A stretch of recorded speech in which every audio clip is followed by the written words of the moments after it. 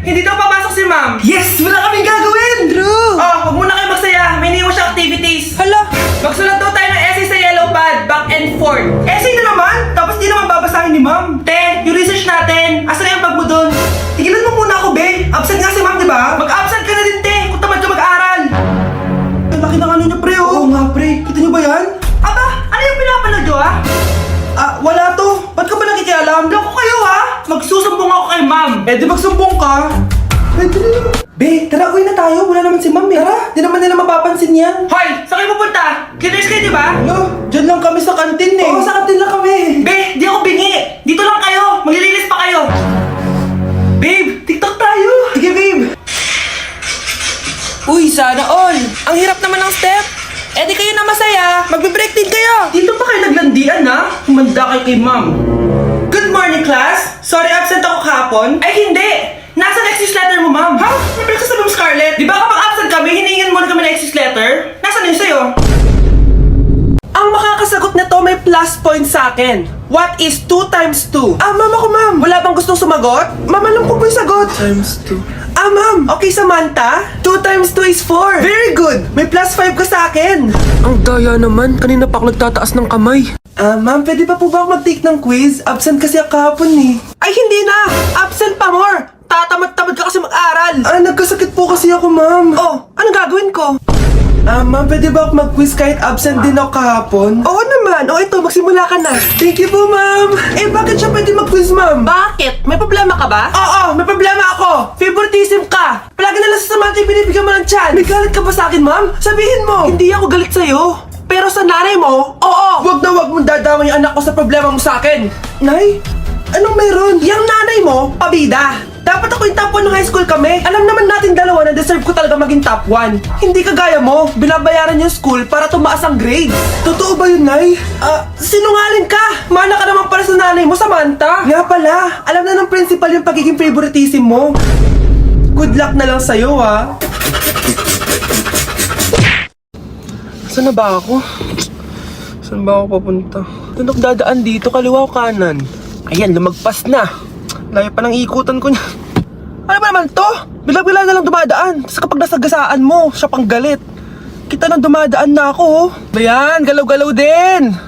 Late na ako, oh. Ano, dito na lang ako titira.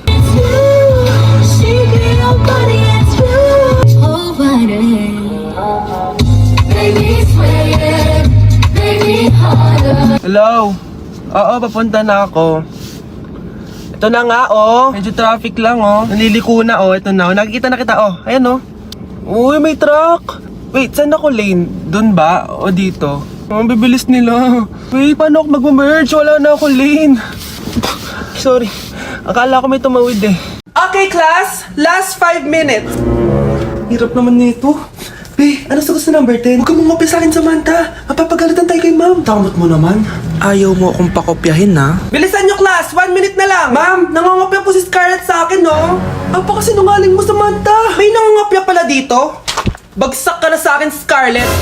Apakasama talaga ng ugali mo, Samantha. Nay! Oh, anak! Anyari sa'yo? Binagsak ako ng teacher ko. Naniwala kasi siya kay Samantha na nangopya daw ako. Totoo ba yun, Scarlett? Hindi, Nay! Siya talaga yung nangopya sa akin! Walang iya yan, ah! Humanda siya sa akin! Tara, anak! A few moments later. Ma'am, bakit niyo po kami pinatawag dito? Eh, kasi ang anak mo, sinungaling. Siya naman talaga yung nangopya kay Scarlett, eh. Hindi po totoo yan. Para malaman natin kung sino nagsasabi ng totoo sa inyong dalawa, mag-quiz na lang kayo ulit. Patay ako nito. Humanda ka ng mapahiya, Samantha. Okay, time's up. Pass your papers. Scarlett, naka-perfect ka. Yes, talino talaga ng anak ko. Samantha, wala kang tamang sagot. Ikaw talaga ang totoong nangungopya. Nakakahiya ka, Samantha. Humanda ka sa akin sa bahay. Tara! Huwag po, Nay! Okay, class, let's start. Scarlett? Sorry po, ma'am. Late po ako. Ay, bawal na pumasok kapag late.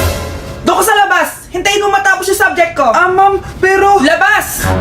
Pinahiya mo ko, 5 minutes nang late si ma'am. Sorry class, na late ako. Start na natin discussion, ha? Ay hindi, ma'am. Kapag na late na, bawal na pumasok. Aba, sino nagsabi sa'yo niyan? Ikaw po, ma'am.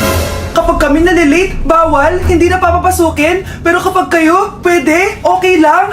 Ang unfair. Classmates, mag-party tayo dahil hindi na magtuturo si ma'am. Scarlett, Ano, may sasabihin ka ba? Ah, wala po, ma'am. Buti po nakadating pa rin po kayo kahit na late. Okay, class, let's start. Anak, malapit na umuwi yung tatay mo. Talaga, Nay? Nakaka-excite naman! Tsaka pala anak, mag-face-to-face class na kayo bukas. Maganda ka na ha. Face to face? Paano ko sasabihin kay nanay na buntis ako? A few moments later. Kain ka lang anak ha. Ah, sige po, Nay.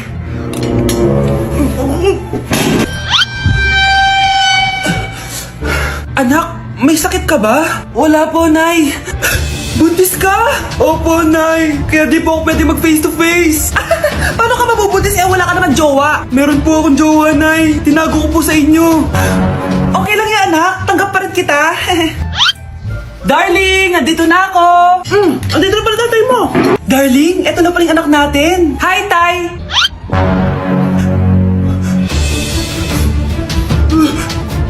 May problema ba? Darling, magpapaliwanag ako. Nay, siya po yung sinasabi ko na boyfriend ko. For our last question, ano ang full name ko? Wala naman yun sa lesson ah. Siyempre, dapat alam niyo yung pangalan ko. Dami namang alam nito. Di ko maalala full name niya. Perfect na sana ako eh. Kapag di niyo nasagutan yan, minus 10 kayo sa akin. Aba, ma'am, paano namin malalaman yung full name mo? Eh, di ka naman nagpakilala sa amin. Ano ka, sikat? Artista? Ang lakas mo mag-minus kapag di nasagutan yung full name mo? Sige nga, ano full name ko? Kapag di mo nasagutan, ma-minus ko yung sweldo mo. Tsaka magagamit ba namin yan kapag nagtrabaho na kami? Di naman, di ba? Pakin namin sa full name mo. Anak, umubo ka ba? May COVID ka na. Ayan, ipapakwarantin na kita. Nay, ayoko ba mamatay? Ayan, sige, cellphone pa. Bitawan mo yan. Lu, nung connect nun, Nay. Hindi talaga ako magti-tiktok. Bridge kaya. Ang ganda ng sayaw na to. Sayawin ko nga.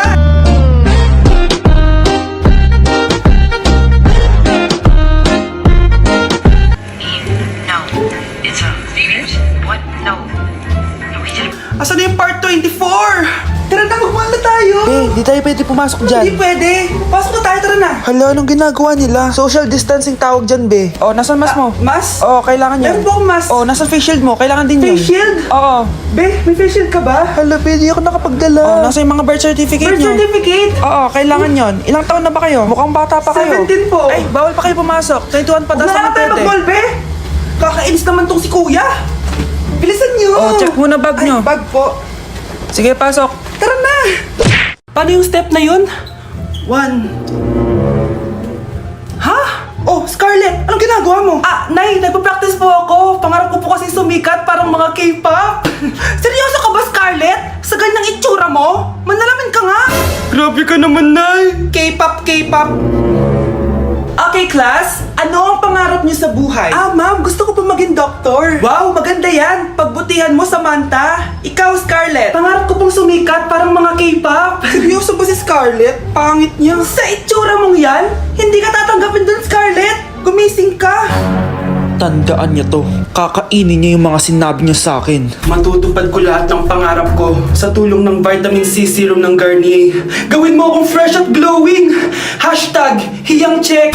Sa wakas, matutupad yung pangarap mong glow up. Humanda kayo. Mare, yung anak mo, nagpa-perform sa TV. Talaga ba, Mare?